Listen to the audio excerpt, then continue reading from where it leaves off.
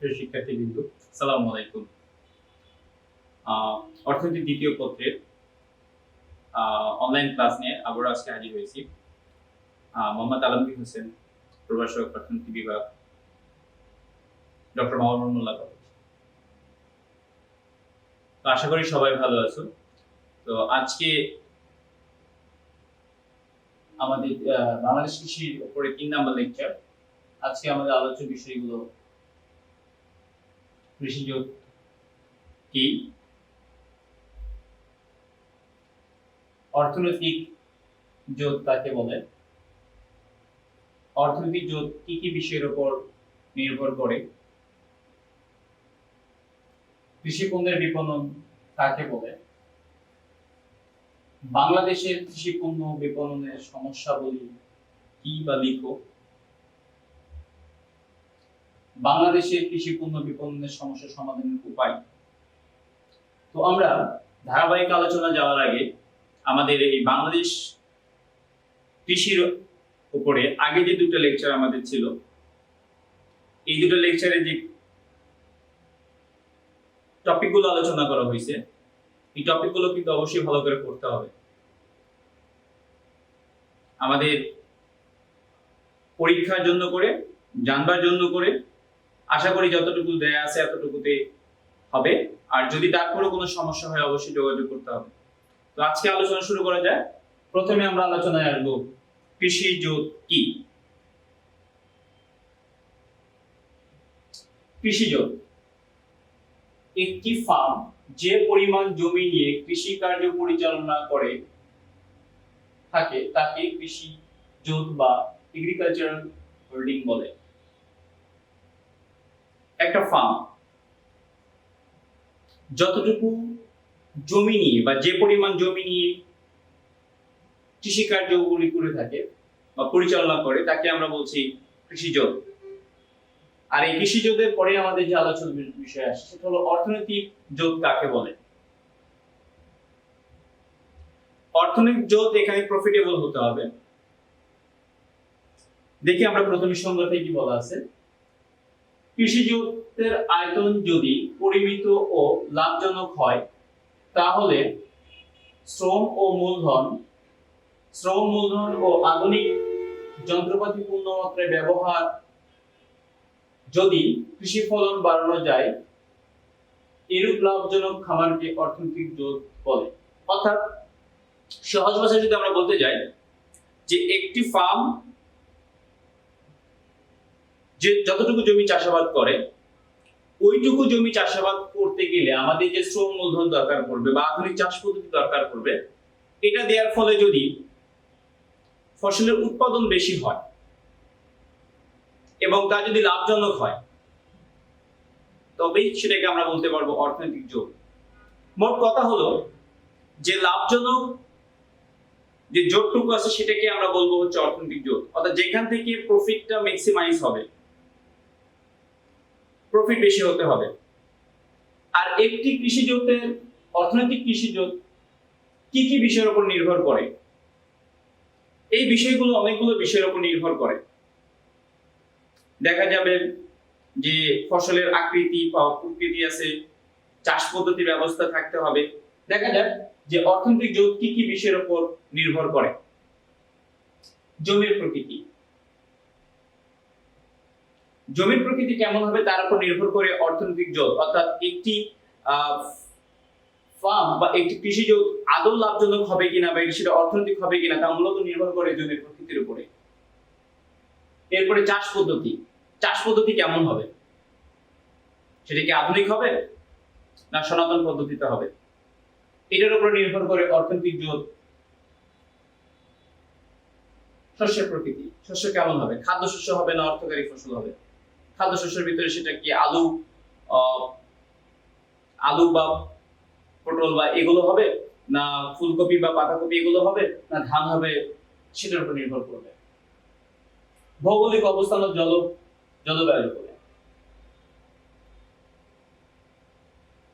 শস্যের চাহিদার উপরে। তাহলে আমরা প্রথমে যদি আলোচনা নিয়ে আসি যে জমির প্রকৃতি কেমন হবে, যে যার উপরে আমাদের অর্থনৈতিক জোট নির্ভর করে, যে অর্থনৈতিক জোট কেমন হবে বা কি রকম হবে। জমির প্রকৃতি, জমি কি উর্বর হবে? জমি যদি উর্বর হয় তাহলে দেখা যাবে যে অর্থনৈতিক জোট খুবই অল্প পরিমাণ জমি নিয়ে হচ্ছে, ছোট আকারে হচ্ছে। জমি যদি উর্বর হয়, জমিতে যদি যোগাযোগ ব্যবস্থা ভালো থাকে, জমিতে যদি অল্প করে যদি কৃষক বা ফার্ম যারা পরিচালনা করেন ওনারা যদি বেশি পরিমাণ ফসল উৎপাদন করতে পারেন, তাহলে দেখা যাবে যে খুব ছোট পরিসরে হলো সেখানে কৃষিজ সম্ভব। জমি যদি অনুর্বর হয়, যদি যোগাযোগ ব্যবস্থা যদি অনেক কষ্টদায়ক হয়ে যায়, খুব সহজে জমিতে না যাওয়া যায়, অনেক দূরের হয়, পাহাড়ি এলাকা, সেখানে কিন্তু বড় আকারে আমাদের জমি হতে হবে অর্থনীতি হতে গেলে। এরপরে যদি দেখি চাষ পদ্ধতি, চাষ পদ্ধতি আমরা কিভাবে দিব? আগে আমরা বলছি যে আমাদের বাংলাদেশের কৃষি কাঠামোর ভিতরে বলা হয়েছে যে আমাদের জমিগুলো বিচ্ছিন্ন বিচ্ছিন্ন। যদি আমাদের জমির আয়তন ছোট ছোট পরিমাণের হয়, যে অর্থাৎ একেবারে ছোট পরিমাণের জমি, তখন দেখা যাবে সেখানে আমাদের কৃষি জোটটা কিন্তু বড় হবে, যেখানে আমরা সনাতন পদ্ধতিতে চাষ দিতে হবে, সেখানে আধুনিক চাষ দেওয়া যাবে না। তাহলে সনাতন পদ্ধতিতে চাষ করব না আমাদের আধুনিক পদ্ধতিতে চাষ করব? যদি জমির আয়তন বড় হয় তাহলে সেখানে আমাদের আধুনিক পদ্ধতি বা বৃহৎ আয়তন উৎপাদন সম্ভব, বড় আকারে উৎপাদন করা সম্ভব। আর যদি আমাদের জমির পরিমাণ ছোট হয় তাহলে সেখানে আমাদের প্রাচীন চাষ পদ্ধতি, গরুর হাল দিতে হবে অথবা কোদাল দিয়ে মাটি আলগা করে আমাকে চাষাবাদ করতে হবে। সুতরাং চাষ পদ্ধতির উপর নির্ভর করে যে এটা অর্থনৈতিক জোট হবে কি হবে না। এর পরবর্তীতে যদি আমরা দেখি শস্যের প্রকৃতি, কোন ধরনের শস্য বা কোন ধরনের ফসল আমরা সেখানে উৎপাদন করব? আমরা আলু করব, পেঁয়াজ করব, মরিচ করব, না ধান, পাট এগুলো করব? তুলনামূলকভাবে কাঁচা সবজির ক্ষেত্রে ছোট জমি নিয়ে আমাদের চাষাবাদ, আমাদের কৃষিজোটগুলো হয়ে থাকে। আর ধান, পাট এগুলোর জন্য আমাদের বড় আকারের বা বৃহৎ আয়তন জমি নিয়ে আমাদের অর্থনৈতিক জোটগুলো ওঠে। এরপরে যদি আমরা বলি ভৌগোলিক অবস্থান, ভৌগোলিক অবস্থান কেমন? সেটা কি কৃষিকাজের জন্য অনুকূল অথবা প্রতিকূল? যদি অনুকূল হয়ে থাকে তাহলে খুব বেশি পরিমাণ জমি দরকার পড়বে না কৃষিজোটের জন্য, অল্প পরিমাণ জমি হলে আমাদের কৃষিজোট করা সম্ভব। আর যদি আমাদের আবহাওয়া জলবায়ু আমাদের অনুকূলে না হয়, প্রতিকূল হয়, তাহলে সেখানে দেখা যাবে যে বেশি পরিমাণ জমি নিয়ে আমাদের কৃষিজোট করতে হচ্ছে। এরপরে যদি আমরা দেখি শস্যের চাহিদা, কোন ধরনের শস্যের চাহিদা বেশি, আমাদের কোন ধরনের ফসলের চাহিদাটা বেশি?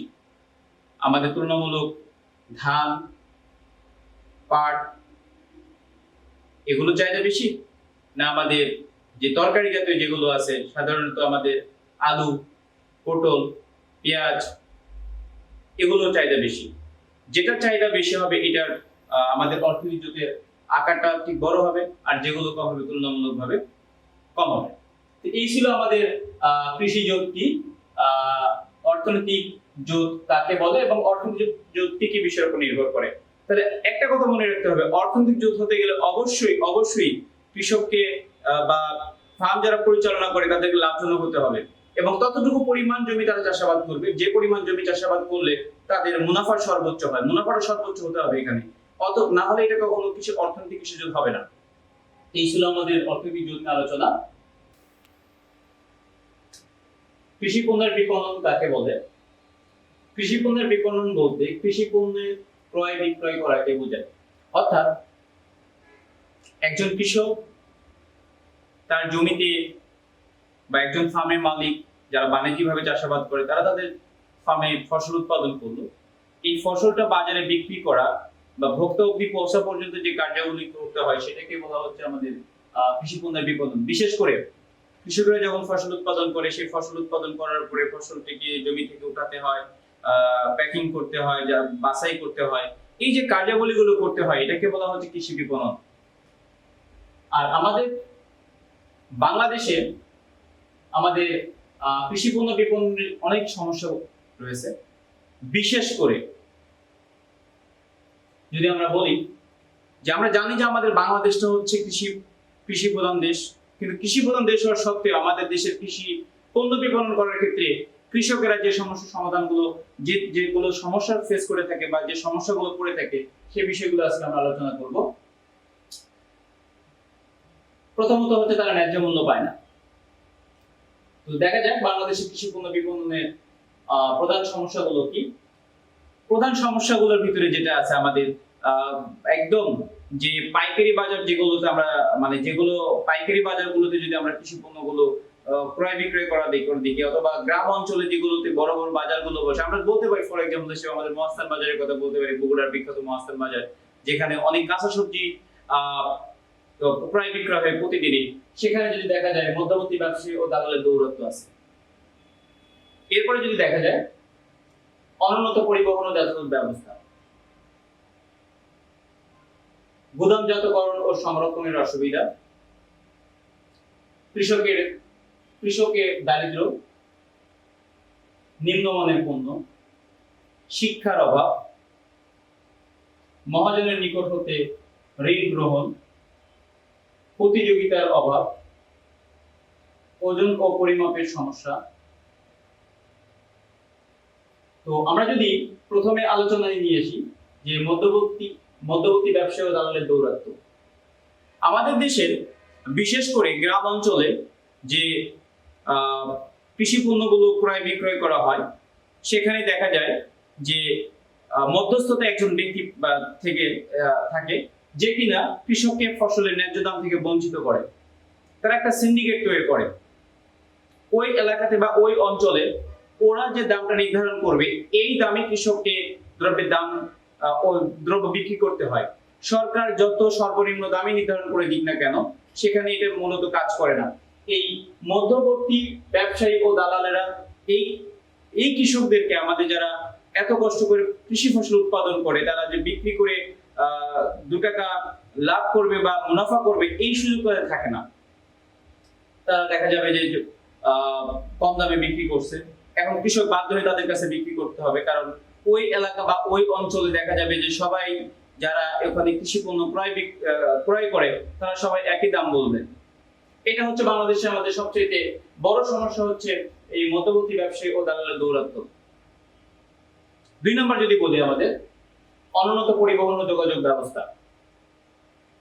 আমাদের যোগাযোগ ব্যবস্থা, বিশেষ করে আমাদের হাইওয়ে এগুলো খুব একটা ভালো না। আমাদের গ্রামের রাস্তাগুলোর কথা যদি আমরা বলে থাকি, যোগাযোগ ব্যবস্থা উন্নত না হলে আমাদের কৃষি পণ্য কখনোই বাজারে নিয়ে আসা সম্ভব নয়। দেখা যাবে যে গ্রামে সেই কৃষক এত কষ্ট করে ফসল উৎপাদন করে বাজারে গিয়ে দাম পাচ্ছে না, তখন হয়তো বা দেখা যাবে যে আমাদের দেশে আরো যে সমস্যাগুলো আছে, রাজনৈতিক অস্থিরতা আছে, সেখানে দেখা যাচ্ছে যে বিভিন্ন পার্টি বা বিভিন্ন দল বা বিভিন্ন গোষ্ঠী বিভিন্ন সময় হরতাল ডেকে বসে, অথবা আমাদের পরিবহন ধর্মঘট হয়। বিভিন্ন কারণে কৃষকেরা এখানে জিম্মি হয়ে যায়। এই পরিবহন সমস্যার কারণে যেটা দেখা যায় যে কৃষকের ফসলের দাম কমে যাচ্ছে, এবং সেই টাকা দিয়ে তারা ব্যবসায়ীরা অতি বেশি দামে পরিবহন ভাড়া দিয়ে আমাদের যে শহরগুলোতে এই কৃষি পণ্যগুলো নিয়ে আসা হয়, সেখানে নিয়ে আসা হচ্ছে। এছাড়াও যেটা আছে আমাদের রাস্তাঘাট ভাঙা, রাস্তাগুলো ভালো না। পরিবহন শ্রমিক বা পরিবহন যারা সংশ্লিষ্ট যারা আছে, তারা বলে যে রাস্তার সমস্যা আছে, সুতরাং এই পণ্য নিয়ে গেলে আমাদের এত টাকা ভাড়া দিতে হবে। অর্থাৎ মূলত যে ভাড়া, তার চেয়ে বেশি ভাড়া দিয়ে এই কৃষি পণ্যগুলোকে নিয়ে আসতে হয়। এরপরে যদি আমরা দেখি গুদামজাতকরণ ও সংরক্ষণের অসুবিধা। আমাদের কৃষকেরা তখনই কৃষকের ন্যায্য মূল্য পাইতো যদি প্রত্যেকটা কৃষক তাদের ব্যক্তিগতভাবে হলেও ফসলগুলো সংরক্ষণ করতে পারতো, অথবা এলাকা ভিত্তিক, উপজেলা ভিত্তিক বা থানা ভিত্তিক যদি সরকারের গুদামঘর থাকতো সেটা করতে পারতো। কিন্তু তা কিন্তু হচ্ছে না। দেখা যাচ্ছে যে কৃষক ফসল উৎপাদন করছে, ফসলের দাম কম, কিন্তু কৃষকের ওই পরিমাণ জায়গা নেই যে তার সেই কষ্টের অর্জিত ফসলটুকু রেখে দিবে পরবর্তীতে বিক্রি করার জন্য করে। কিন্তু দেখা যায় তারা খুব দ্রুত বিক্রি করতে দিতে হচ্ছে, খুব কম দামে হলেও তারা বিক্রি করতে বাধ্য থাকে ওই সময়। সুতরাং আমাদের এই গুদামজাতকরণ বা সংরক্ষণের বড় রকমের সমস্যা আছে আমাদের কৃষি প্রধান দেশ হওয়া সত্ত্বেও। এর পরবর্তীতে যদি আমরা বলি কৃষকের দারিদ্র, আমাদের দেশের কৃষকেরা একেবারেই গরিব, নিতান্তই গরিব। তাদের কথা বলতে গেলে তারা যে কৃষি পণ্যটা উৎপাদন করে, দেখা যায় মহাজনের কাছ থেকে ধান নেয়, অথবা বিভিন্ন প্রতিষ্ঠানিক বা অপ্রাতিষ্ঠানিক যেগুলো আমাদের আছে ঋণ জায়গা, সেগুলো থেকে ঋণ নেয়। অথবা দেখা যায় আমাদের কৃষকেরা যেটা করে থাকেন যে তাদের এই কৃষি পণ্য বিক্রি করে তাদের ছেলে মেয়েদের পড়াশোনার খরচ যোগাতে হয়, এবং এই ফসলগুলো তারা তাদের সন্তানের পড়াশোনার খরচ ব্যয়ভার করার জন্য করে অনেক সময় দেখা যায় যে ফসলের দামের দিকে না তাকায় ছেলে মেয়ে পড়াশোনার জন্য করে তারা খুবই কম দামে হলো তাদের ফসল বিক্রি করে দেয়। এছাড়া আরেকটা সমস্যা যে অনেক সময় অনেক রোগ বা অনেকে রোগের আক্রান্ত হয়ে থাকে, খুব বাধ্য হয়ে কৃষকেরা খুবই কম দামে তারা ফসল বিক্রি করে দেয়। কারণ গ্রাম অঞ্চলে বা কৃষকদের তো আলাদা কোনোভাবে কোনো আয়ের কোনো উৎস থাকে না, বিশেষ করে যারা এরা সরাসরি কৃষির উপর নির্ভরশীল, সুতরাং তারা কৃষি পণ্য বিক্রি করে তাদের প্রয়োজনগুলো নির্বাহ করে থাকে। সুতরাং আমাদের কৃষকদের এই দারিদ্রতা বা এই কৃষকের যে অর্থ সংকট, এটা মূলত আমাদের কৃষি বিপণনের একটা সমস্যা, এবং এই সুবিধাটা আমাদের যারা মধ্যবর্তী ব্যবসায়ী আছে এরা খুব মারাত্মক আকারে নিয়ে থাকে এবং খুবই কম দামে কৃষককে বাধ্য করে তাদের ফসল বিক্রি করার জন্য করে, অর্থাৎ এক ধরনের সুবিধাভোগী কাজ করে থাকে এই মানুষ, এই কৃষকদের এই দারিদ্রতা নিয়ে। এর পরবর্তীতে দেখা যায় নিম্নমানের পণ্য। আমাদের কৃষকেরা ফসল উৎপাদন করে, তারা উন্নত বিশ্বের মতো বা উন্নত যে পার্শ্ববর্তী দেশের যদি আমরা বলি ভারত বা আরো যারা কৃষির সাথে সংশ্লিষ্ট, এরা যেভাবে টেকনোলজি ইউজ করে, ব্যবহার করে কৃষি ক্ষেত্রে, বা যেভাবে সার প্রয়োগ করে, কীটনাশক প্রয়োগ করে, এভাবে কিন্তু আমাদের দেশের কৃষকেরা কিন্তু কৃষি পণ্য উৎপাদন করতে পারে না। তারা মূলত যেটা হয় যে বাবার কাছ থেকে শেখা বা ছোটবেলা থেকে সংসারে হাল ধরে ধরে শিখে, অর্থাৎ দেখতে দেখতে শেখার মতো একটা অবস্থা। এই অবস্থায় তারা ফসল উৎপাদন করে, তারা ফসলের মান, কোন সার ব্যবহার করলে ফসলের উৎপাদন ভালো হবে, কোনটা কম করা লাগবে, কোনটা বেশি করা লাগবে, এটা তাদের মাথায় থাকে না। দেখা যায় যে তারা ইচ্ছা মতো ব্যবহার করতেছে বা খুবই কম পরিমাণ হচ্ছে অথবা বেশি হচ্ছে। মোট কথা এখানে রাসায়নিক সার বা বিভিন্ন যে আমাদের কীটনাশক গুলো ব্যবহার করা হয় এই সম্পর্কে তারা অবগত থাকে না। এছাড়াও আরেকটা সমস্যা হচ্ছে যে ভালো বীজ পাওয়াটা সবচেয়ে বড় সমস্যা হয়ে যায়। যে কৃষক যে ফসল উৎপাদন করবে, এই ফসল উৎপাদন করার জন্য যে বীজের প্রয়োজন, সেই বীজগুলো কিন্তু তারা ভালো পায় না। এই জন্য করে দেখা যায় যে নিম্নমানের পণ্য হয়ে উৎপাদন করে, আর নিম্নমানের পণ্য উৎপাদন করলে সেখানে অবশ্যই দাম কম থাকবে। এটা একটা আমাদের দেশের সমস্যা।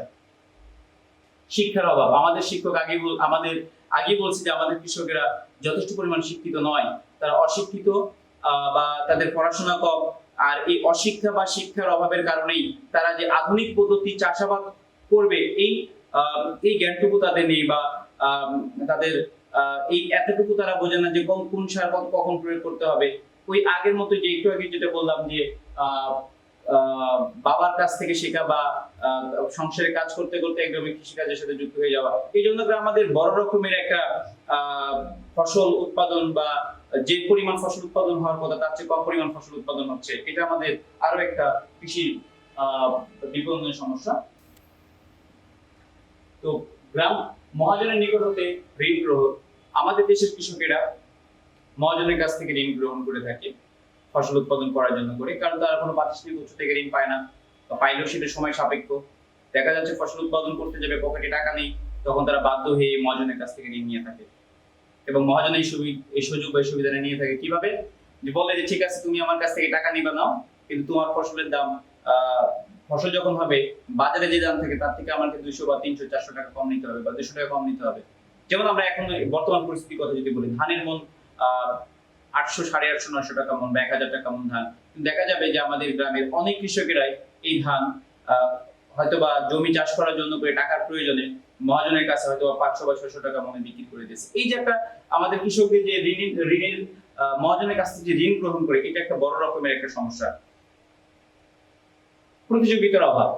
আমাদের দেশের কৃষকদের মধ্যে কোনো প্রতিযোগিতা লক্ষ্য করা যায় না, যে ফসল কিভাবে ভালো করা যায়, আরো কিভাবে ভালো করা যায়, যে মান কিভাবে উন্নত করা যায়, বা কৃষির যে আমাদের বিক্রি করার ক্ষেত্রে যে বাড়ির কাছে যে বাজারটা আছে সেই বাজারে বিক্রি করে, দেখা যায় ওখানে দাম কম হচ্ছে, ওখান থেকে আরো 5 মাইল দূরে গেলে হয়তো বেশি দাম পাওয়া যাবে। এটা তারা ওভাবে নেয় না, ভাবে যে ঠিক আছে বাড়ির কাছে যে 2 টাকা কম হোক সমস্যা নেই, 5 কিলোমিটার গেলে তো গাড়ি ভাড়া আছে, যাতায়াত সমস্যা আছে, নানান রকমের যে প্রতিযোগিতা, এক ধরনের তার মধ্যে প্রতিযোগিতা কাজ করে না, আরে সমস্যা নেই 5 টাকা 10 টাকা কম হলে এখানেই বিক্রি করে দিই, এরকম একটা অবস্থা। এরপরে ওজন ও পরিমাপের সমস্যা। দেখা যায় যে কৃষকরা যে ফসল নিয়ে যে পণ্য নিয়ে আসে বাজারে, সেই পণ্যটা দেখা যায় যে খুবই মানসম্মত কোনো বাটখারাতে বা পরিমাপ করা হচ্ছে না। দেখা যাচ্ছে যে যে পাইকারের এটা ক্রয় করে তারা দেখা যায় যে ভাই বেশি ওজনের পাথর দিয়ে এটা মেপে নিচ্ছে, তখন দেখা যায় কৃষক যে মানে পণ্যটুকু বাজারে নিয়ে আসছে বিক্রি করার জন্য করে, সেটা দেখা যায় ওজনে কম হচ্ছে, বা সেক্ষেত্রে দেখা যায় কৃষককে অনেক সময় টাকাও দেওয়া হয় না, এই একটা সমস্যা। এরপরে দেখবো আমরা বাংলাদেশের কৃষি পণ্যের বিপণন সমস্যা সমাধানের উপায়। তো বাংলাদেশের কৃষি পণ্য বিপণনের যে সমস্যাগুলোর কথা বললাম, এই সমস্যাগুলো কিভাবে সমাধান করা যায় বা এই সমস্যা সমাধান করার জন্য করে আদৌ কি রকমের পদক্ষেপ গ্রহণ করা যায় সে বিষয়গুলো দেখা উচিত। তো আমরা প্রথমেই দেখে নিই প্রথমে কি করা যায়। প্রথমে যেটা বলছি যে মধ্যবর্তী ব্যবসায়ীদের দৌরাত্ম্য হ্রাস, অর্থাৎ এই মধ্যবর্তী মিডলম্যান যারা আছে তারা যাতে কৃষকদেরকে আর ঠকাতে না পারে সেই জন্য করে প্রশাসনকে এখনই সজাগ হতে হবে বা সরকারকে এটা পদক্ষেপ নিতে হবে। এরা যাতে কৃষকদেরকে এদের আনাগোনা থাকবে এটা আমরা জানি, এরা থাকবে কি কৃষকদের সাথে, কিন্তু এরা যাতে কৃষকদেরকে ন্যায্য মূল্য দেয় সেটা গভর্নমেন্ট বা সংশ্লিষ্ট যারা কৃষি ক্ষেত্রে আছে তাদেরকে ইনশিওর করতে হবে যে কোনো ভাবেই হোক কৃষকেরা যাতে তাদের পণ্যের ন্যায্য মূল্য পায়। পরিবহন ও যোগাযোগ ব্যবস্থা উন্নতি করতে হবে। আমরা জানি যে যদি পরিবহন ব্যবস্থা উন্নত হয় তাহলে খুব দূর এলাকা থেকে কৃষি পণ্য শহর অঞ্চলে নিয়ে আসা সম্ভব হবে। যদি আমরা দেখি যে পদ্মা সেতুর কথা হচ্ছে, পদ্মা সেতু হবে, পদ্মা সেতু হলে দেখা যাবে দক্ষিণবঙ্গের অনেক এলাকারই কৃষি পণ্য খুব সহজে ঢাকা সহ দেশে যে অন্যান্য জেলা বা বড় বড় শহরগুলো আছে সেগুলোতে চলে যাবে।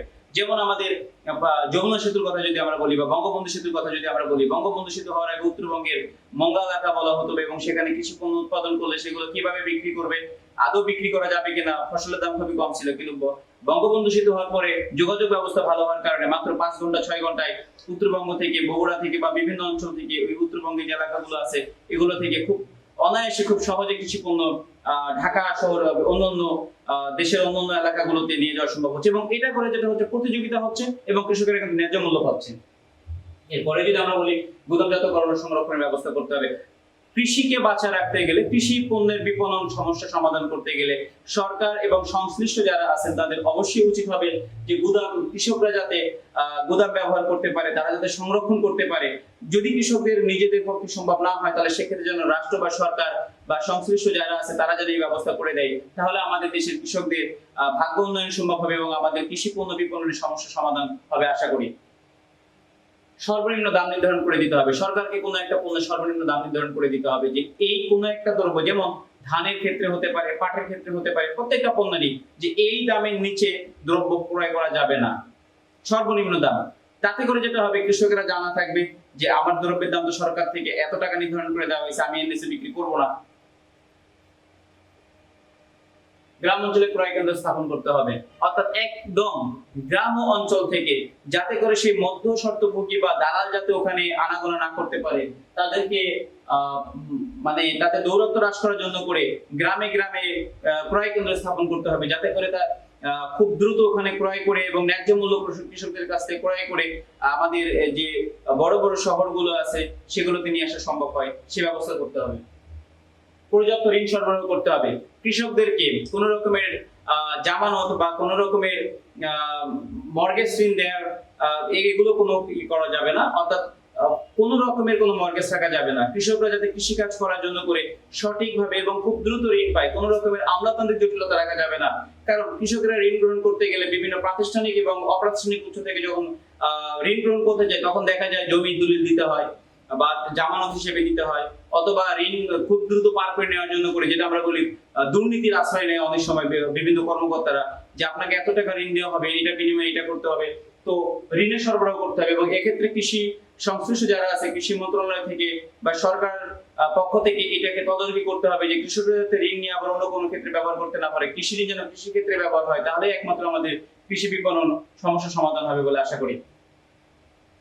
সঠিক ওজন ও পরিমাপের ব্যবস্থা করতে হবে, অর্থাৎ আমাদের যথাযথ যে ওজন ব্যবস্থা আছে সেই ওজন ব্যবস্থাই করতে হবে, অর্থাৎ আমাদের 40 কেজিতে মন সেই মনের ব্যবস্থা করতে হবে যাতে এর চেয়ে বেশি কৃষকের কাছ থেকে বেশি নিতে না পারে।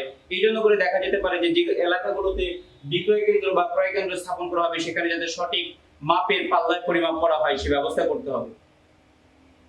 উন্নত মানের পণ্য উৎপাদন করতে হবে, অবশ্যই আমাদের পণ্যের মান উন্নত হতে হবে, কারণ নিম্নমানের পণ্য হলে সেগুলো আমরা রপ্তানি করতে পারবো না, আর রপ্তানি করতে না পারলে আমাদের উৎপাদিত ফসল দিয়ে আমাদের দেখা যাবে যে কৃষকদের যে খরচ হবে সেই খরচটুকু পূরণ করা সম্ভব হবে না।